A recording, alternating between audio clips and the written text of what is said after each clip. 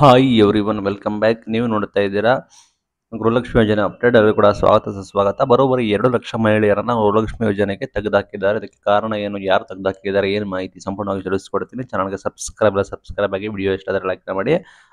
ಗೃಹಲಕ್ಷ್ಮಿ ಯೋಜನೆಯಡಿ ಅಮೌಂಟ್ ಕೂಡ ಬರ್ತಾ ಇದೆ, ಡಿಲೇ ಕೂಡ ಆಗುತ್ತೆ. ಪೆಂಡಿಂಗ್ ಇರೋ ಅಮೌಂಟ್ ಕೂಡ ಬಿಡುಗಡೆ ಮಾಡ್ತೀವಿ ಅಂತ ಸರ್ಕಾರ ಕೂಡ ಹೇಳಿದ್ದಾರೆ. ಇದರ ನಡುವೆ 2 ಲಕ್ಷಕ್ಕೂ ಹೆಚ್ಚು ಮಹಿಳೆಯರನ್ನ ಇದನ್ನ ತೆಗೆದುಹಾಕಿದ್ದಾರೆ. ಇದರಲ್ಲಿ ಏನಂದ್ರೆ ಇವರ ಪತಿ ಅಥವಾ ಪತ್ನಿಯವರು ಕೂಡ ಅದೇ ಇನ್ಕಮ್ ಟ್ಯಾಕ್ಸ್ ಪೇಯರ್ಸ್ ಆಗಿದ್ರೆ ಅದು ಮುಖ್ಯ ಕಾರಣ ಅಂತ ಹೇಳಿ ಸರ್ಕಾರದವರು ಹೇಳ್ತಾ ಇದ್ದಾರೆ. ಯಾರು ಇನ್ಕಮ್, ಈಗ ನೀವು ಗೃಹಲಕ್ಷ್ಮಿ ಯೋಜನೆ ಪಡ್ಕೊಳ್ತಿದ್ದೀರಾ, ನೀವೇ ಟ್ಯಾಕ್ಸ್ ಕಟ್ತಾ ಇದ್ರೆ ಅಥವಾ ನಿಮ್ಮ ಪತಿ ಅವರು ಟ್ಯಾಕ್ಸ್ ನ ಕಟ್ತಾ ಇದ್ರೆ, ಇನ್ಕಮ್ ಟ್ಯಾಕ್ಸ್ ಪೇಯರ್ಸ್ ಆಗಿದ್ರೆ ನಿಮಗೆ ಬರೋದಿಲ್ಲ ಅಂತೇಳಿ ಸರ್ಕಾರ ಕ್ಲಾರಿಟಿ ಕೊಟ್ಟಿದೆ. ಜಿಲ್ಲಾ ಆರೋಗ್ಯ ಇಲಾಖೆ ಮಾಹಿತಿ ಪ್ರಕಾರ ಬರೋಬ್ಬರಿ GST ಪಾವತಿಸಿರೋದು ಬಂದ್ಬಿಟ್ಟು ಬರೋಬ್ಬರಿ 1 ಲಕ್ಷಕ್ಕೂ ಹೆಚ್ಚು ಜನ ನಾವು ತೆಗೆದುಹಾಕಿದೀವಿ ಅಂತ ಹೇಳಿದ್ದಾರೆ.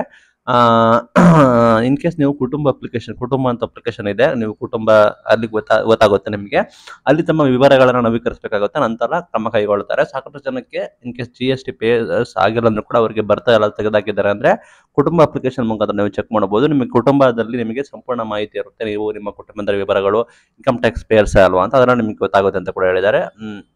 ಬರೋಬ್ಬರಿ 1.31 ಕೋಟಿ ಮಹಿಳೆಯರು ಇದನ್ನ ಫಲ ಪಡ್ಕೊಳ್ತಾ ಇದ್ದಾರೆ. ಆದ್ರೆ ರಾಜ್ಯ ಸರ್ಕಾರ GST ಇನ್ಕಮ್ ಟ್ಯಾಕ್ಸ್ ಪೇಯರ್ಸ್ ಅವರಿಗೆ ಬರೋದಿಲ್ಲ ಅಂತ ಕೂಡ ಹೇಳಿದ್ದಾರೆ. ಸಾಕಷ್ಟು ಜನ ಬರೋಬ್ಬರಿ 23 ಲಕ್ಷ ಪರಿಶಿಷ್ಟ ಜಾತಿ ಅಂಡ್ 8 ಲಕ್ಷ ಪರಿಶಿಷ್ಟ ಪಂಗಡ ಮಹಿಳೆ ಸೇರ್ಕೊಂಡು 1.28 ಕೋಟಿ ಫಲಾನುಭವಿಗಳಿಗೆ ಒಟ್ಟು 50,000 ಕೋಟಿಗೂ ಹೆಚ್ಚು ನಾವು ಹಣ ಕೂಡ ಜಮೆ ಮಾಡಿದೀವಿ ಅಂತ ಹೇಳಿದ್ದಾರೆ. ಪ್ರತಿ ತಿಂಗಳು ಕೂಡ 2,000 ರೂಪಾಯಿ ಅಮೌಂಟ್ ಕೂಡ ಬರ್ತಾ ಇದೆ.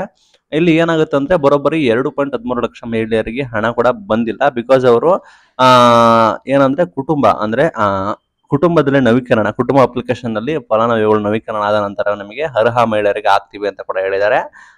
2 ಲಕ್ಷಕ್ಕೂ ಹೆಚ್ಚು ಮಹಿಳೆಯರನ್ನು ತೆಗೆದುಹಾಕಿದ್ದಾರೆ. ಅದಕ್ಕೆ ಮಹಿಳಾ ಮತ್ತು ಮಕ್ಕಳ ಕಲ್ಯಾಣ ಇಲಾಖೆ ಪರಿಶೀಲನೆ ಮಾಡಿ ನಿರ್ಧಾರ ಕೈಗೊಳ್ಳುತ್ತೆ ಅಂತ ಕೂಡ ಹೇಳಿದ್ದಾರೆ.